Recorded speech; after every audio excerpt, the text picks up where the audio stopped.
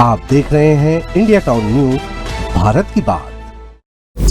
नमस्कार, स्वागत है आपका इंडिया टाउन न्यूज के खास नेशनल बुलेटिन में, जहां हम आपको बताएंगे देश दुनिया की खबरों में आज क्या कुछ खास रहा। मैं हूं आपके साथ कमर गौस और मैं हूं सुधीर मिश्रा। चलिए खबरों की शुरुआत करने से पहले एक नजर आज की सुर्खियों पर।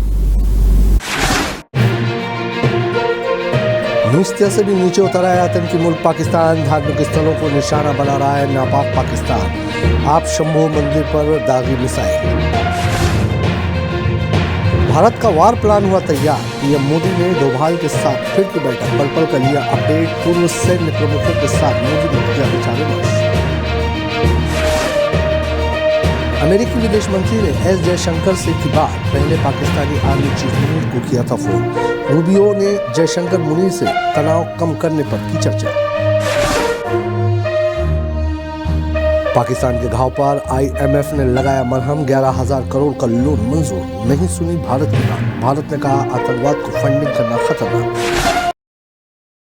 अब खबरें विस्तार से। चलिए खबरों की शुरुआत करते हैं बड़ी खबर से, जहां पाकिस्तान अपनी नापाक हरकतों से बाज नहीं आ रहा है। बार बार मुंह की खाने के बाद भी पाक सुधरने को तैयार नहीं है।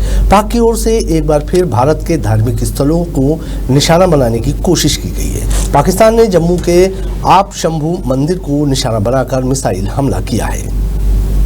हालांकि भारतीय सुरक्षा बलों ने इसे नाकाम कर दिया है। मिसाइल मंदिर के मुख्य गेट के पास आकर गिरा। हालांकि राहत की बात यह है कि इस हमले में कोई हताहत नहीं हुआ है। वहीं हमले के बाद घटनास्थल पर SDRF, स्थानीय पुलिस प्रशासन और अन्य एजेंसियां तुरंत मौके पर पहुंची और मंदिर परिसर के आसपास की जगह पर घेराबंदी कर दी।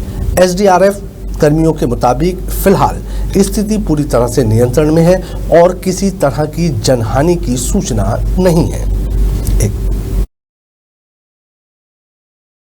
के बीच चल रहे सैन्य तनाव के बीच आज प्रधानमंत्री नरेंद्र मोदी और राष्ट्रीय सुरक्षा सलाहकार अजीत डोभाल के बीच एक महत्वपूर्ण उच्च स्तरीय बैठक हुई, जो करीब 1 घंटे 20 मिनट तक चली। यह बैठक ऐसे वक्त पर हुई जब सीमा पर हालत बेहद संवेदनशील है और भारत हर मोर्चे पर सतर्क नजर आ रहा है।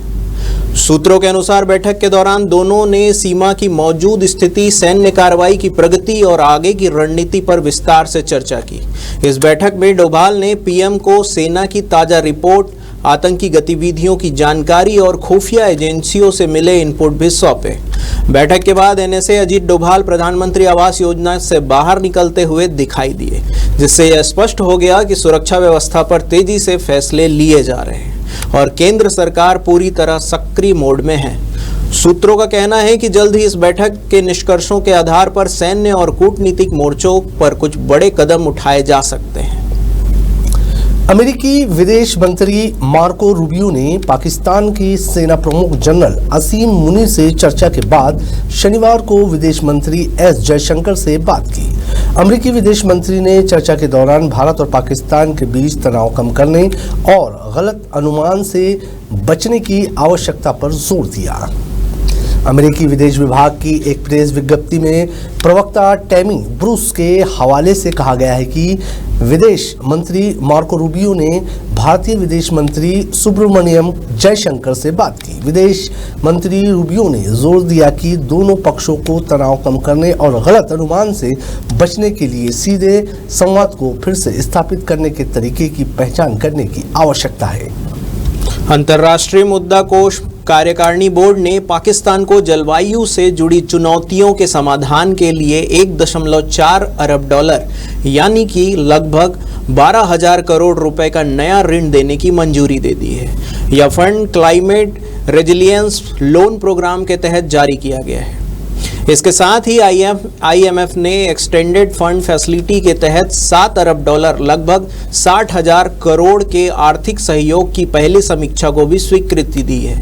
इस समीक्षा के पारित होने के बाद पाकिस्तान को 1 अरब डॉलर, जिसकी कीमत करीब 8,542 करोड़ की अतिरिक्त मदद मिलनी तय हुई है। अब तक कुल 2 अरब डॉलर की राशि इस प्रोग्राम के अंतर्गत पाकिस्तान को मिल चुकी है। हालांकि क्लाइमेट लोन की राशि तत्काल तौर पर पाकिस्तान को नहीं दी जाएगी। भारत ने IMF की इस आर्थिक सहायता पर गंभीर चिंता जताई है। भारत का कहना है कि पाकिस्तान को दिया जा रहा वित्तीय सहयोग आतंकवाद को बढ़ावा देने में इस्तेमाल हो सकता है। इस मुद्दे पर भारत ने न केवल विरोध दर्ज कराया बल्कि IMF बोर्ड की वोटिंग प्रक्रिया में भी हिस्सा नहीं लिया। इस वक्त हम आपको नेशनल की बड़ी खबरें आप तक पहुंचा रहे हैं, पल पल की अपडेट दे रहे हैं। वहीं खबरें और भी है। वक्त हो चुका है एक छोटे से ब्रेक का। अब खबर आपकी उंगलियों पर, हर खबर पर हमारा नजरिया। इंडिया टाउन न्यूज, भारत की बात। ब्रेक के बाद आपका स्वागत है। बढ़ते हैं अगली खबर की ओर। पहलगाम में हुए आतंकवादी हमले के बाद से भारत पाकिस्तान के बीच तनाव जारी है। दोनों देशों की ओर से मिसाइल दागे जा रहे हैं, जिसे लेकर बॉर्डर किनारे के शहरों और गांवों में तनाव का माहौल बना हुआ है। हालांकि सुरक्षा के मद्देनजर स्थानीय प्रशासन हर संभव कोशिश कर रही है, लेकिन इस बीच खबर आ रही है कि जैसलमेर जिले के पोखरण में बाजार बंद करने का आदेश जारी कर दिया गया है।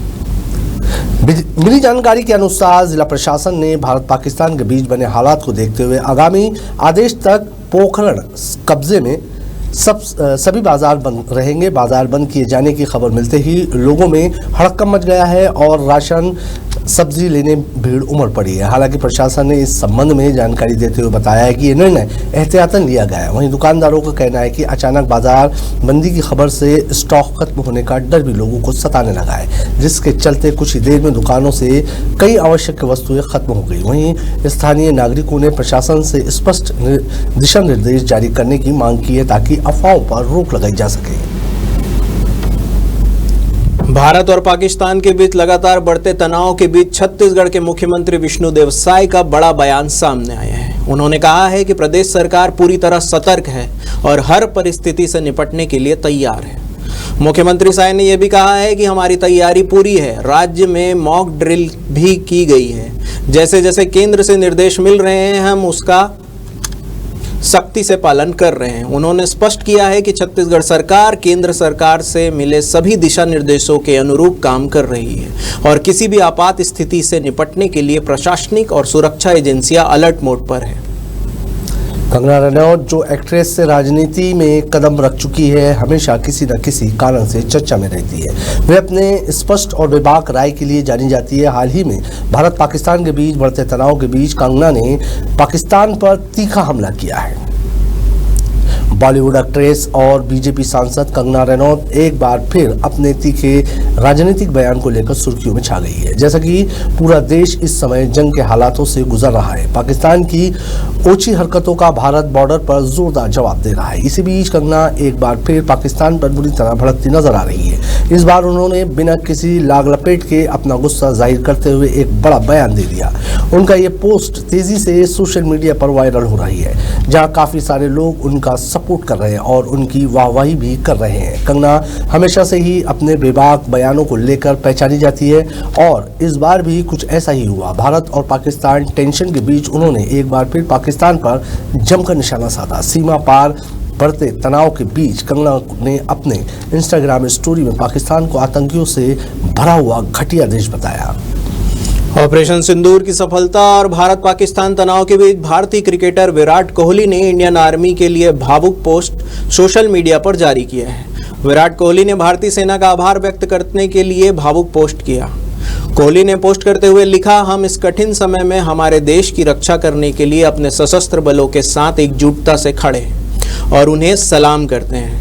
बता दें कि पाकिस्तान सेना की नापाक हरकतों का भारतीय सेना लगातार मुंहतोड़ जवाब दे रही है। गुरुवार को भी पाकिस्तान ने ड्रोन हमले किए, जिसे भारतीय सेना ने मार गिराया।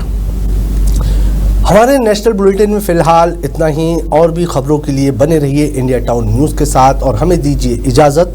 नमस्कार। आप देख रहे हैं इंडिया टाउन न्यूज, भारत की बात।